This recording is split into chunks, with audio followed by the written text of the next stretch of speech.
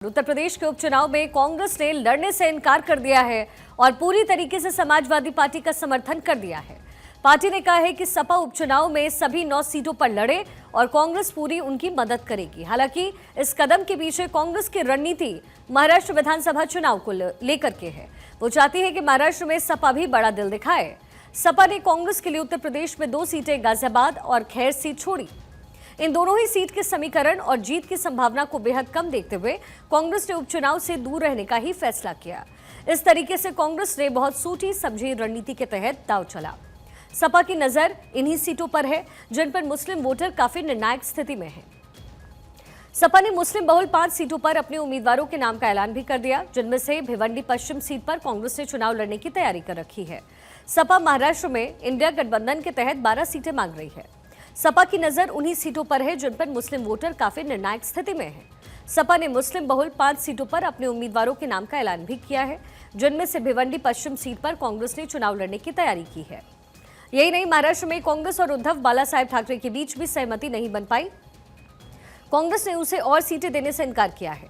हताश शिवसेना यूबीटी ने अब शरद पवार को कांग्रेस को मनाने के लिए बुलाया है ताकि वो उसे और सीटों पर चुनाव लड़ने दें।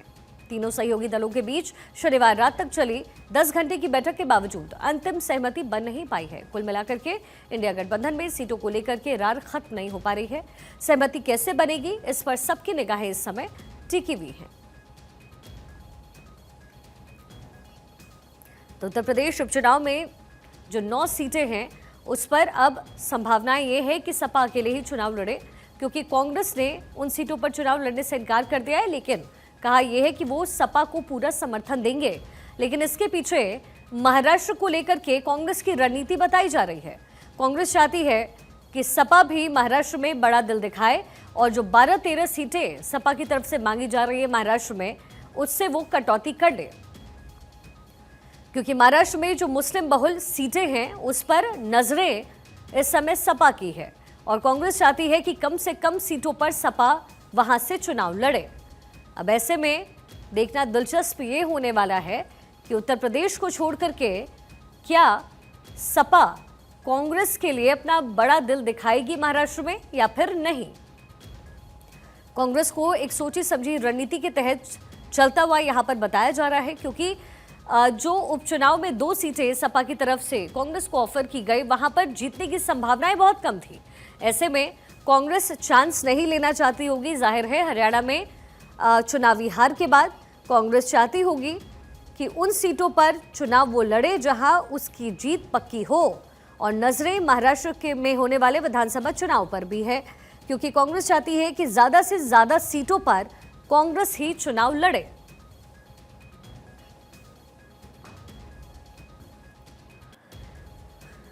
महाविकास आघाड़ी में कितनी सीटों पर पेच फंसा हुआ है, ये अहम सवाल है, क्योंकि महायुति तो संगठित हो गई, लेकिन हमेशा की तरह महाविकास आघाड़ी में राड़ की स्थिति बनी हुई है।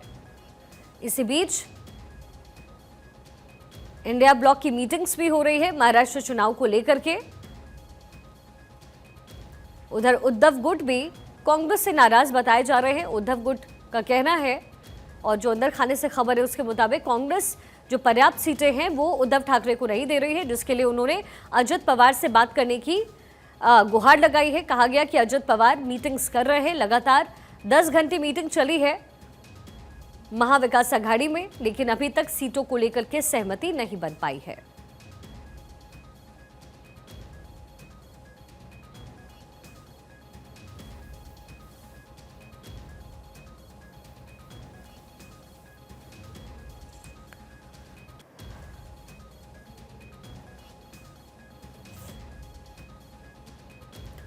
तो उत्तर प्रदेश उपचुनाव का मामला जो कि महाराष्ट्र से कनेक्ट होता हुआ अब नजर आ रहा है। कांग्रेस ने 2 सीटें जो सपा की तरफ से ऑफर की गई थी उत्तर प्रदेश उपचुनाव के लिए, उस पर लड़ने से इनकार कर दिया है, लेकिन नजर कांग्रेस की है महाराष्ट्र चुनाव को लेकर। 288 सीटों पर एक ही फेज में चुनाव होना है महाराष्ट्र में, और ऐसे में कांग्रेस एक सोची समझी रणनीति के तहत काम कर रही है। कोशिश कांग्रेस की जाहिर है यही होगी कि कम से कम सीटों पर बाकी जो सहयोगी दल है वो लड़े और कांग्रेस अपना दबदबा महाराष्ट्र में बना सके। अब इंडिया गठबंधन में तेजी के साथ मीटिंग्स हो रही है, लेकिन अभी तक हल कुछ नहीं निकला, सोल्यूशन कुछ नहीं निकला है। और इसी बीच चुनाव की तारीख का ऐलान भी हो चुका है। एक फेज में 288 सीटों पर चुनाव महाराष्ट्र में होने हैं। ऐसे में अब महाविकास अघाड़ी के बीच सीट शेयरिंग का फॉर्मूला फिलहाल तय हो रहा है। उद्धव गुट भी कांग्रेस से खफा बताया जा रहा है, क्योंकि कांग्रेस उद्धव गुट को भी पर्याप्त सीटें देने के मूड में नजर नहीं आ रही। ऐसे में सीट शेयरिंग का फॉर्मूला क्या तय होने वाला है इन सहयोगी दलों में, ये देखना दिलचस्प रहने वाला है।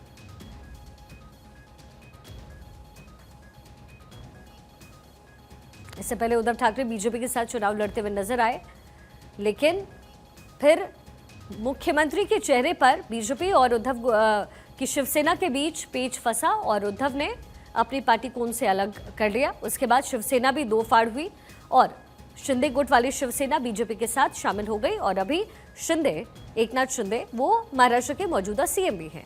लेकिन इस बार क्या होने वाला है, क्योंकि महाराष्ट्र का ये जो रण है बेहद दिलचस्प हो जाएगा। एक तरफ महाविकास अघाड़ी है तो दूसरी तरफ महायुति है। महायुति में मेजरली जो गेम प्ले कर रही है वो बीजेपी कर रही है, लेकिन उनके साथ अजित पवार की पार्टी भी है। इसके साथ ही शिंदे की पार्टी है, शिवसेना, शिंदे गुट की पार्टी भी है।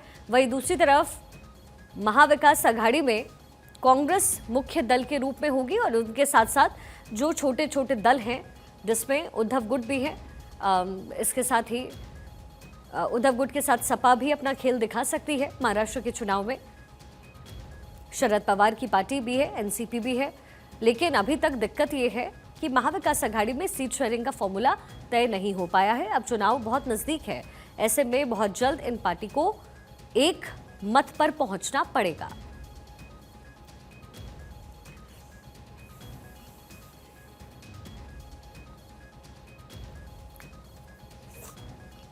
सीट शेयरिंग पर सपा और कांग्रेस में रार की स्थिति है और इसीलिए कांग्रेस ने उत्तर प्रदेश में उपचुनाव में ना लड़ने का फैसला किया है। लेकिन जाहिर है इसका बदला कांग्रेस महाराष्ट्र में सपा से लेती हुई जरूर नजर आएगी।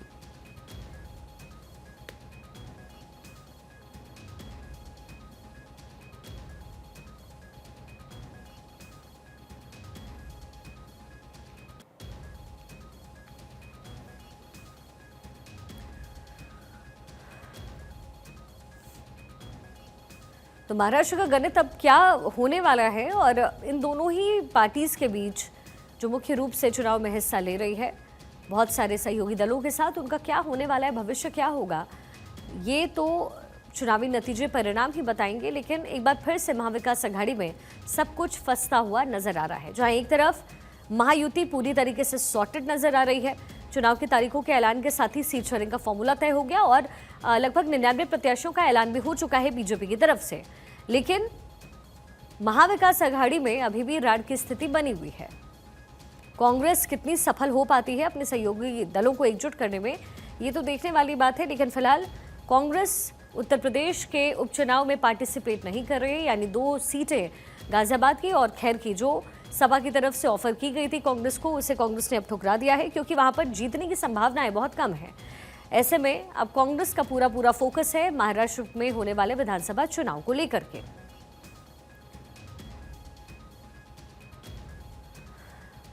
सीट शेयरिंग पर सपा और कांग्रेस में रार की स्थिति एक बार फिर से पैदा हो गई है। महाविकास अघाड़ी में कितनी सीटों पर अभी भी पेच फंसा हुआ है, क्योंकि कोई भी फॉर्मूला अभी तक महाविकास अघाड़ी की तरफ से सामने आया नहीं है। लगातार मीटिंग्स हो रही है, लंबी मीटिंग्स हो रही है, लेकिन बावजूद इसके अभी तक बात बन नहीं पाई है।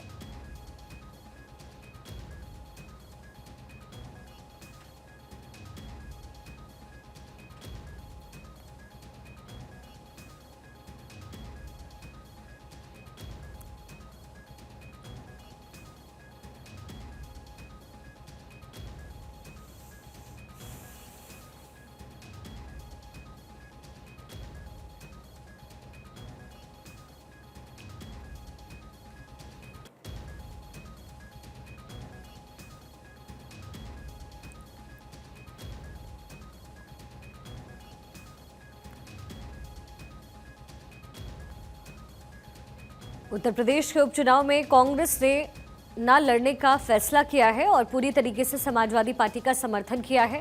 पार्टी ने वहां कहा है कि सपा उपचुनाव में सभी 9 सीटों पर लड़े और कांग्रेस उनकी मदद करेगी।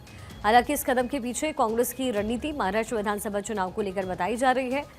कहा जा रहा है कि कांग्रेस चाहती है कि महाराष्ट्र में सपा भी बड़ा दिल दिखाए।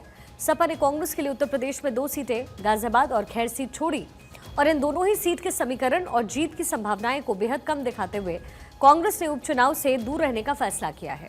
इस तरीके से कांग्रेस ने बहुत सोची समझी रणनीति के तहत दांव चला है। सपा की नजर उन्हीं सीटों पर है जिन पर मुस्लिम वोटर्स काफी निर्णायक स्थिति में हैं। सपा ने मुस्लिम बहुल 5 सीटों पर अपने उम्मीदवारों के नाम का ऐलान भी किया है, जिनमें से भिवंडी पश्चिम सीट पर कांग्रेस ने चुनाव लड़ने की तैयारी की है। सपा महाराष्ट्र में इंडिया गठबंधन के तहत 12 सीटें मांग रही है। सपा की नजर उन्हीं सीटों पर है जिन पर मुस्लिम वोटर्स काफी निर्णायक स्थिति में हैं।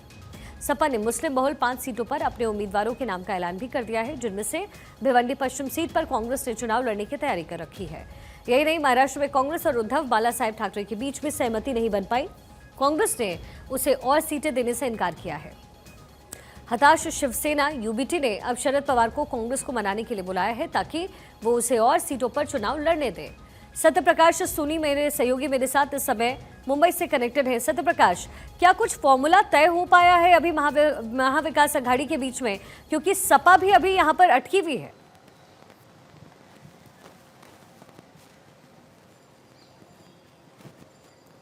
देखिए, महाविकास अघाड़ी में सीट शेयरिंग को लेकर अब टकरार वार शुरू हो गया है और महाविकास अघाड़ी में तीनों घटक दल जो है अब आपसी अपने नेताओं के साथ बैठक कर रहे हैं। हालांकि इस वक्त हम मौजूद हैं मुंबई के मातोश्री के बाहर, जहां पर शिवसेना यूबीटी की तरफ से अपने उन भावी उम्मीदवारों को बुलाया गया है जो मुंबई में अलग अलग इलाकों से अपनी अपनी चुनावी तैयारियां कर रखे थे।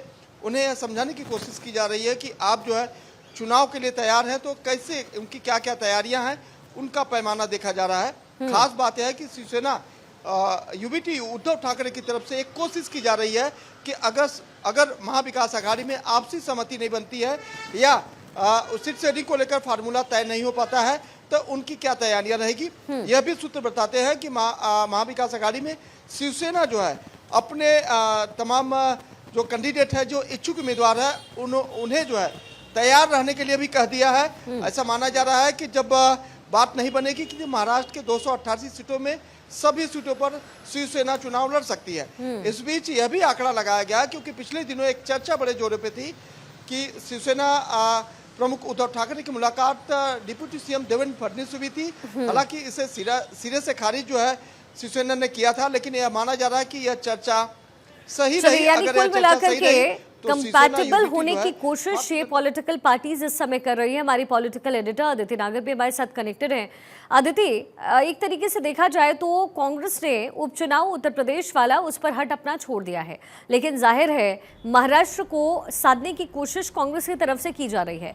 लेकिन सबसे बड़ी बात यह है कि चुनाव की तारीख का ऐलान हो चुका है, लेकिन सीट शेयरिंग का कोई भी फॉर्मूला अभी तक महाराष्ट्र में तय नहीं हुआ। क्या कुछ आपको नजर आ रहा है, क्या कुछ आप देख रही हैं, कैसे ये संगठित होकर के चलेंगे? किसी भी चुनाव का जो सबसे महत्वपूर्ण जो स्टेप है वो प्रत्याशी चयन होता है, कैंडिडेट्स का चयन। लेकिन ये महाराष्ट्र है और यहाँ पर हैं बड़ी संख्या में अलायंसेस। महाविकास अघाड़ी सब अपने अपने शत्रप के शेर कह सकते हैं। उद्धव ठाकरे को लगता है कि महाराष्ट्र का मुख्यमंत्री मैं ही होना चाहिए हूँ और महाराष्ट्र को मैं ही समझता हूँ। शरद पवार की पॉलिटिकल पावर का अंदाज़ा सबको है और कांग्रेस दशकों पुरानी पार्टी है और कांग्रेस मानती है कि एक समय जो महाराष्ट्र हमारा हुआ करता था, जाहिर तौर पे हमारी उसमें बड़ी भागीदारी होनी चाहिए। ऐसा नहीं है कि महाविकास अघाड़ी की जो खटपट है वो महायुति में नहीं है, लेकिन ये बात अलग है कि महायुति में भारतीय जनता पार्टी है और भारतीय जनता पार्टी चीज़ें स्ट्रैटेजिक तरीके से करती है। लेकिन उसने अपनी 99 सीटों का जब नाम अनाउंस कर दिया तो शिवसेना जो शिंदे वाली है वो अब नाराज हो गई। 5 ऐसी सीटें थी जहां पे वो टिकट मांग रहे थे, लेकिन भारतीय जनता पार्टी ने उसमें अपने प्रत्याशी उतार दिए, तो वो अलग बैठक का दौर चल रहा है। लेकिन हम पहले आपने कांग्रेस का जिक्र किया तो हम बात करते हैं महाविकास अघाड़ी की। अब देखिए, महाविकास अघाड़ी में सब कुछ शांत नहीं है, बहुत सारी नाराजगी है और अब उद्धव ठाकरे अपने एक्सपेक्टेड बिहेवियर की तरीके से उन्होंने राहुल गांधी को और जो दिल्ली के नुमाइंदे जिसे प्रभारी कहा जाता है उनको 2 टूक कह दिया कि हम नाना पटोले से बात नहीं करेंगे। ये तब होता है जब 9 घंटे शनिवार को बड़ी बैठक चलती है सीट शेयरिंग को लेकर और बात निकल कर आती है कि वीरभद्र वो इलाका है जो भारतीय जनता पार्टी का गढ़ है, जहां पर 12 सीटें शिवसेना उद्धव ठाकरे चाहते हैं। उन्होंने ये तक भी कहा कि इस 12 में कोई भी एमएलए एमवीए का नहीं है, यानी महाविकास अघाड़ी का एमएलए नहीं है, और वो चाहते हैं कि इन 12 पर हम चुनाव लड़ें। अगर मैं आपको नाम के लिहाज से कहूं तो मैं आपको कुछ नाम बताना चाहूंगी। जो कंटेंशन ऑफ जो दिक्कत है, जो लड़ाई है, वो मैं आपको बताती हूँ। अरमोरी, जहाँ पे बीजेपी का एमएलए है, गढ़चिरौली, गोंडिया, भंडारा, चिमूर, बलारपुर, चंद्रपुर, ऐसे तमाम है, रमटेक, कमेठी, साउथ नागपुर, अहेरी, इसके अलावा भद्रावती, वोरारा। ये वो सीटें हैं जिस पर शिवसेना उद्धव ठाकरे वाली क्लेम करती है कि इस पे भाजपा के सांसद हैं और हमारी विचारधारा पहले एक थी, हमारा जो वोटर है वो लगभग एक थॉट प्रोसेस का है और हम यहाँ से चुनाव लड़ेंगे।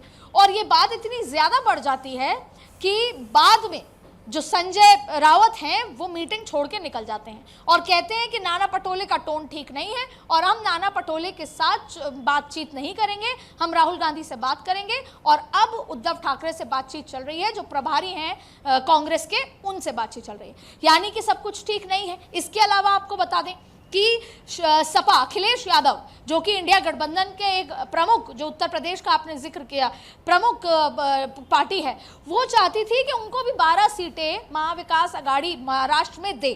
लंबे समय से बातचीत चल रही थी और जब उनको लगा कि उनसे ढंग से उनको इन्वॉल्व नहीं किया जा रहा, तो उन्होंने रैलीज के अंदर, पब्लिक मीटिंग्स के अंदर नाम अनाउंस करना शुरू कर दिया। और जब अखिलेश यादव से पूछा गया कि आप तो इंडिया अलायंस के साथ हैं, तो उन्होंने कहा भाई हमने 12 सीटें मांगी थी, हम कम सीटों पर लड़कर स्ट्राइक रेट रखना चाहते हैं, हमारा प्रत्याशी वहां अच्छा कर रहा है, तो हमने नाम अनाउंस कर दिए क्योंकि हम ये बताना चाहते हैं इंडिया गठबंधन को भी और जनता को भी कि हमारी तैयारी पूरी है और हम कॉन्फिडेंट हैं। तो इस तरह से आपसी खींचतान है।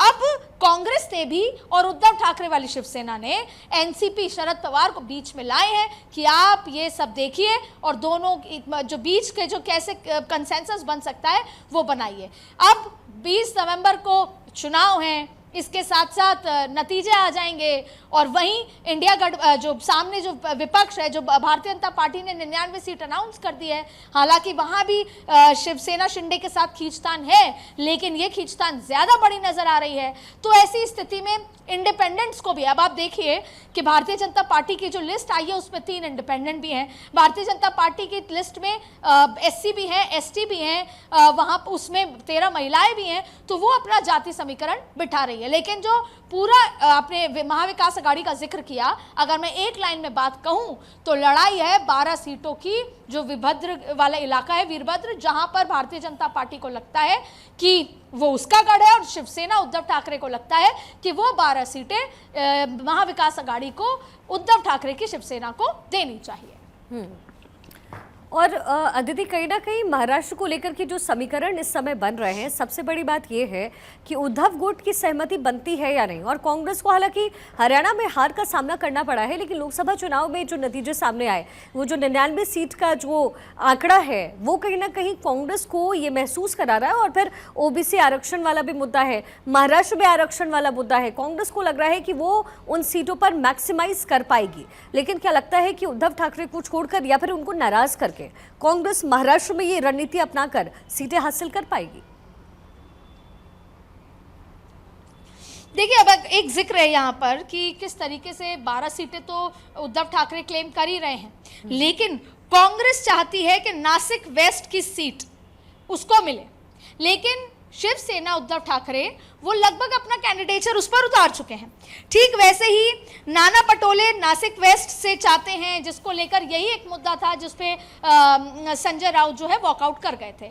अब ऐसी स्थिति में कांग्रेस जो है उसके लिए बहुत ज़रूरी है कि उसकी महाविकास अघाड़ी, जिस अलायंस का वो पार्ट है, वो अच्छा प्रदर्शन करे, क्योंकि जिस तरीके से हरियाणा में जहां वो जीत सकते थे। अब एक और बात यहाँ पर बहुत महत्वपूर्ण गौर फरमाने वाली है, राहुल गांधी किसी भी प्रदेश की राजनीति को प्रदेश स्तर पर नहीं देखकर राष्ट्रीय स्तर पर देखते हैं। वो अलायंस के साथ चलना चाहते हैं और इसीलिए वो आम आदमी पार्टी के साथ हरियाणा में अलायंस करना चाहते थे।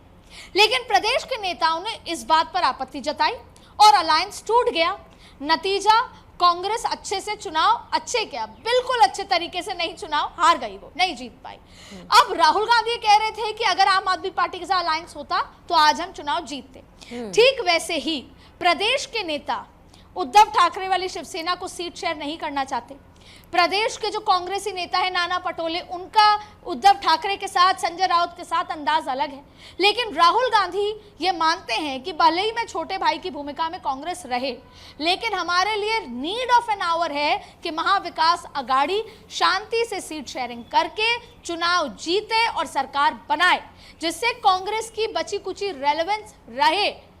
फर्ज कीजिए झारखंड में भी बहुत छोटी भूमिका में है कांग्रेस, बड़ी जो वोट परसेंटेज बड़ा होता है, तमाम चीजें होती हैं, लेकिन वो बहुत बड़ी भूमिका में नहीं रह पाता जेएमएम के सामने। लेकिन अभी नीड ऑफ एन आवर है कि किसी ना किसी राज्य में, किसी ना किसी अलायंस के साथ वो सत्ता में बना रहे।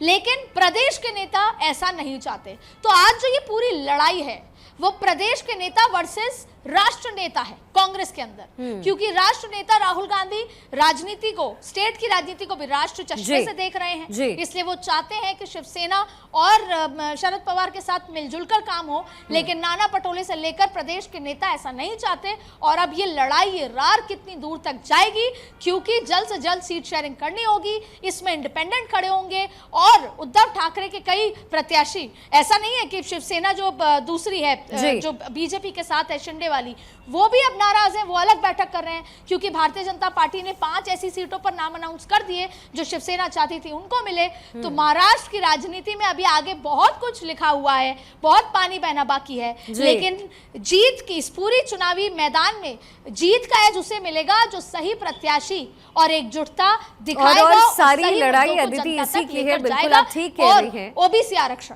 जी बिल्कुल आप ठीक कह रही हैं। जो प्रत्याशी करेक्टली चुनेगा वहीं पर हिसाब किताब होगा। लेकिन सबसे बड़ी बात यह है कि जब भी महाविकास अघाड़ी का जिक्र होता है तो आपसी सहमति पर ही रार हो जाता है।